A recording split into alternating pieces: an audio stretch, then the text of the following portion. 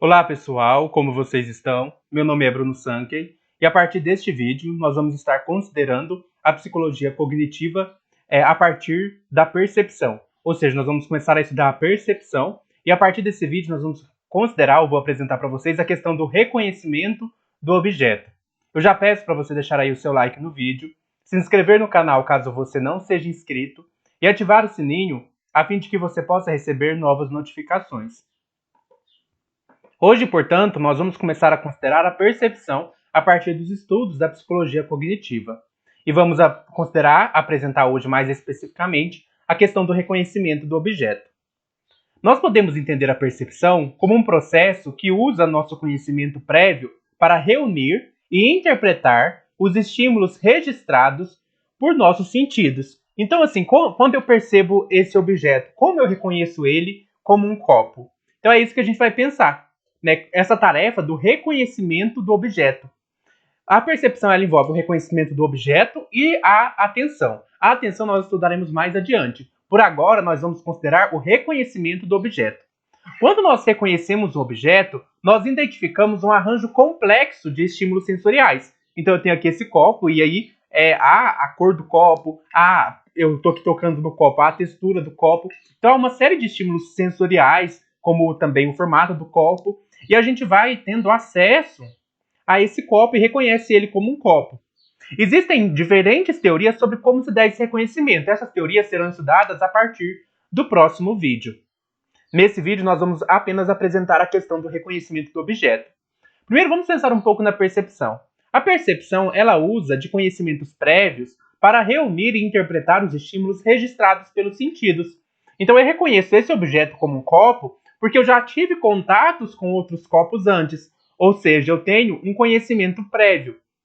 A percepção, ela combina, então, aspectos tanto do mundo exterior, ou seja, eu falei da cor do copo, do formato do copo, quanto do mundo interior, ou seja, o meu conhecimento prévio. Então, eu tenho aqui o estímulo visual do copo e eu tenho o meu conhecimento prévio. Então, o reconhecimento do objeto, ele nos permite perceber uma forma em um estímulo visual. Eu consigo perceber que isso aqui é uma forma de copo. Então, é essa questão do reconhecimento do objeto que nós estudaremos nesse caso. O reconhecimento do objeto, ele é a identificação de um arranjo complexo de estímulos sensoriais.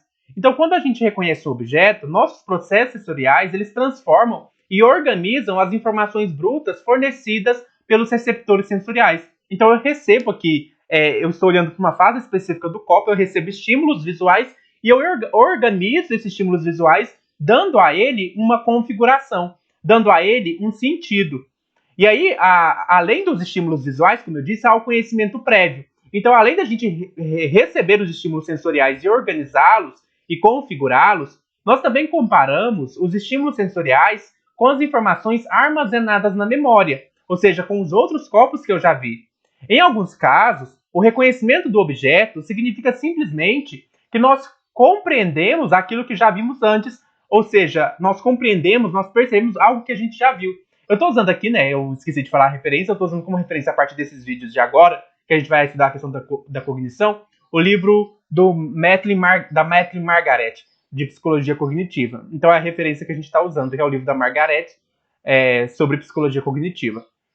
Eu vou deixar a referência na descrição. Mas prosseguindo, existem, então, alguns casos em que o reconhecimento do objeto ele significa simplesmente que a gente compreende algo que a gente já viu antes, mas há outros casos em que o reconhecimento do objeto significa que a gente aplicou um rótulo a um determinado arranjo de estímulos. Então, por exemplo, se eu vejo 3 riscos, né? Um assim e um assim. Esses 3 riscos, eles têm um rótulo, a gente chama isso de letra Z. Então, eu estou aplicando um rótulo a uma determinada figura. Então, o reconhecimento do objeto ele também pode se dar por essa aplicação de um rótulo. Essa tarefa de aplicar um rótulo a um conjunto de estímulos, em que a pessoa associa um determinado conjunto de estímulos a um rótulo armazenado na memória, é muitas vezes chamado de identificação do objeto. Ou seja, o que é a identificação do objeto? É a aplicação de um rótulo a um conjunto de estímulos a partir do conhecimento armazenado na memória, do conhecimento prévio armazenado na memória. Então, se eu olho para um telefone e chamo ele, isso é um telefone, aplico um rótulo. A partir do conhecimento prévio que eu tenho na minha memória de outros telefones, quer dizer que eu estou identificando o objeto. Então, é uma tarefa onde eu associo um determinado conjunto de estímulos a um rótulo que eu já tenho armazenado na minha memória. Isso é identificação do objeto. Os psicólogos cognitivos, eles criaram dois termos para se referirem a estímulos perceptivos. Um é chamado de estímulo distal, ou seja, esse copo que está fora, ele é o estímulo distal. E outro é chamado de estímulo proximal. A imagem do copo que eu tenho aqui na minha retina é o estímulo proximal. Então vamos fazer essa definição. O que é o estímulo distal? O estímulo distal é o objeto real que está lá fora no ambiente. Esse copo aqui, externo a mim, é o estímulo distal.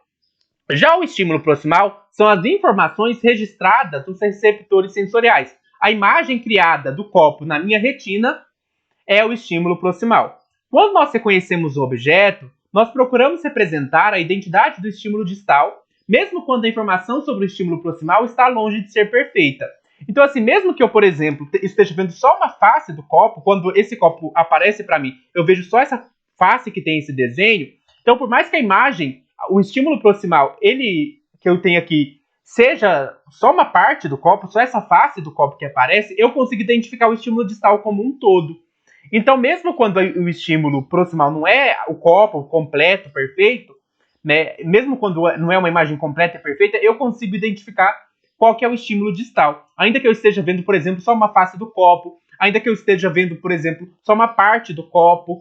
Então, o fato do estímulo proximal não corresponder completamente ao estímulo distal, ou não ser uma representação perfeita, não quer dizer que eu não possa reconhecer o objeto que está em questão. Quando nós reconhecemos o objeto, nós procuramos, então, representar essa identidade do estímulo distal, mesmo quando a informação não é perfeita. Nós sabemos também que o reconhecimento do objeto acontece muito rápido. Nossa cognição é muito rápida nisso, nossa percepção é muito rápida. Ela demora mais ou menos 1/10 de segundo. Ou seja, se você pegar um segundo e dividir em 10 partes, o tempo que você leva para reconhecer o objeto é 1/10, ou seja, uma parte. Das 10 partes de um segundo, você pega um segundo. Você sabe que um segundo é bem rápido, né? Você pega um segundo.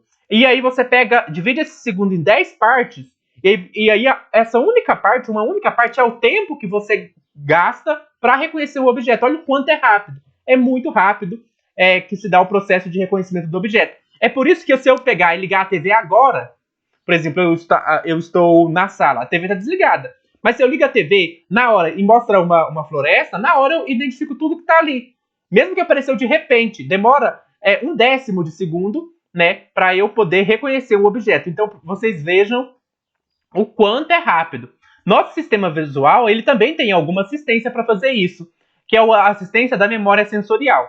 Então, a memória sensorial, ela também ajuda nesse reconhecimento que acontece de maneira tão rápida. O que é a memória sensorial? A memória sensorial é um sistema de armazenamento de grande capacidade que registra informações de cada um dos sentidos com razoável exatidão. Então, a gente tem aqui, por exemplo, eu toco no copo, eu vejo o copo, isso tudo vai sendo registrado na minha memória. E como são estímulos sensoriais, a gente vai chamar essa memória de memória sensorial, onde está sendo registrado esses estímulos.